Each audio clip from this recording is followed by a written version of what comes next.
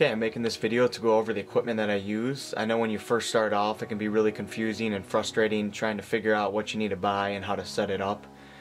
This video will mainly appeal towards vocalists just because I started off with the microphone, but this will make sense to anybody that's starting recording in general. I'm going to go over all the equipment that I use, and then after that I am going to show you the bare basics that you need to get started that will give you really good sound recordings, and for only a couple $100 as opposed to thousands of dollars that many people think they need to spend to do home recordings. Okay, we're going to start off with the microphone that I use. I use a SHURE SM7B. You can actually see Whitechapel using this microphone in one of their studio updates. A lot of hardcore vocalists use this mic. It's a dynamic microphone, very good for screaming vocals or rough rock vocals, and it's also pretty good for clean vocals as well. My microphone has a TRX cable coming off of it. Pretty much all microphones hook up with TRX cables. My TRX cable in this case runs directly into my microphone preamp right here.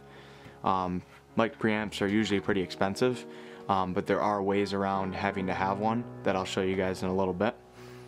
Microphone preamps basically make your recordings sound really good quality, really good volume, and you can tell the difference between someone who uses a mic preamp and someone who just records directly into the computer. After the microphone preamp, there's a TRX cable back here that hooks directly into my audio interface. An audio interface is something that pretty much everybody is going to need when you first start off. Ignore the whole keyboard part on this audio interface, because I needed a keyboard at the time and I saw that I could get an audio interface and a keyboard that are attached to each other, so I got them. But you don't need the keyboard part. Most audio interfaces that you see are just going to be a black box like you see on the top here. And what an audio interface does is basically when you record your vocals or your guitar strumming, it basically turns your vocals into a signal that can be read by the computer. So then you can play it back on the computer through your speakers and you can hear yourself. Audio interfaces usually go anywhere from $50 to thousands of dollars. You only really need one that's like $100 and it will get the job done. This Line 6 KB37 was around $300, but without the keyboard you can get the smaller version called the Line 6 Ux1 for around $100, and it is the audio interface that I've used in all of my vocal covers, my Northland auditions, and I'm using it now to record my new band's album. The audio interface hooks directly into your computer. You don't really need a really nice computer, but you just need a computer that has decent memory and a decent processor and sound card, so when you record your vocals you don't have a lot of lag. And on my computer I have a program called Sonar X3. This is a DAW, a Digital Audio Workstation, and you're going to need one of these. You don't need the one that I have. You can download a lot of these programs for free, such as Mixcraft or Abelton Lite, and they will definitely give you what you need to get started. As you get better and learn the programs better, then you can start looking into spending money on a really nice program, but you really don't need it at the start. A lot of the pros you see use a program called Logic Pro Tools, and I'm using Sonar X3, which is basically kind of like the Windows version of that in a way. It pretty much has everything that Pro Tools has too. What a Digital Audio Workstation is a program that you record everything into. It doesn't really dictate the sound that you get. It's just there so you can record stuff into. Like you see right here is some vocals that are recorded, and up here is some guitars that were recorded.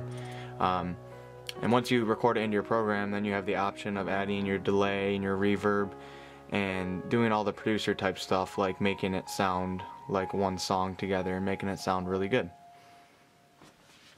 Okay, now I'm going to show you the bare minimum that you need to get started for a couple $100, and it will give you a really good sound quality. I used the setup I'm about to show you in pretty much 90% of all my vocal covers and any of the music that I've done up to this date. Instead of having a SM7B mic, get yourself a SHURE SM58 microphone for $100. It's a very nice microphone. It's really good for live vocals too, that's why I'm keeping it. and I have a TRX cable hooked into the SM58, and in this case the microphone hooks directly into the audio interface. There is no microphone preamp here anymore. I did not have that until a couple months ago. So the microphone hooks directly into the audio interface, and like I said, you don't need this audio interface with a keyboard. A Line 6 Ux1 without the keyboard for $100 will do perfect. I know a lot of people that use an audio interface called a Focusrite, and I recommend that one too because I've heard a lot of good recordings with that particular one. Okay, my audio interface then hooks directly into computer, just like it did before. And then on my computer is the Digital Audio Workstation. And just pretend that I'm using Mixcraft or Abelton Lite because you don't need an expensive one like I have right now. Now in this case, since I don't have a microphone preamp at this point, if you buy yourself a Line 6 audio interface, it will come with something called PodFarm. And right here is PodFarm. And it is basically a microphone preamp, but built in onto your computer. So no, it's not as good of a quality as buying a $1,000 one, but you get a very close sound to that. And this comes with the audio interface. This is exactly what I use for all my vocal covers, and it just works great. So basically when you sing,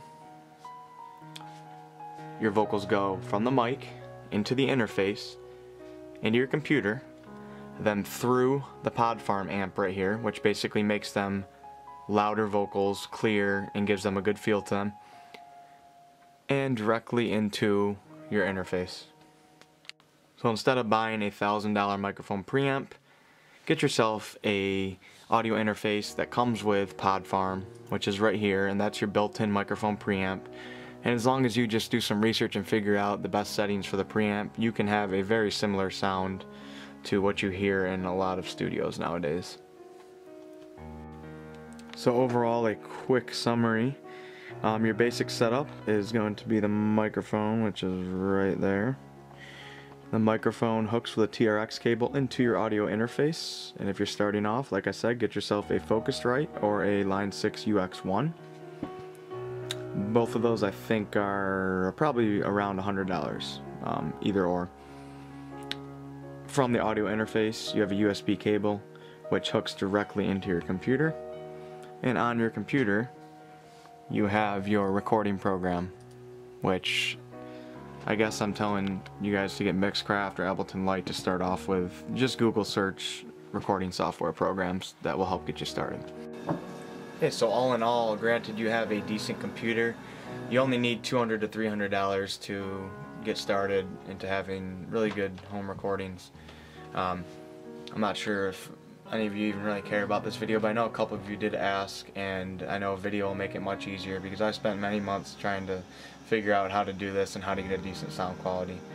So if you have any questions, put them below. I'll answer all of them, and rock on.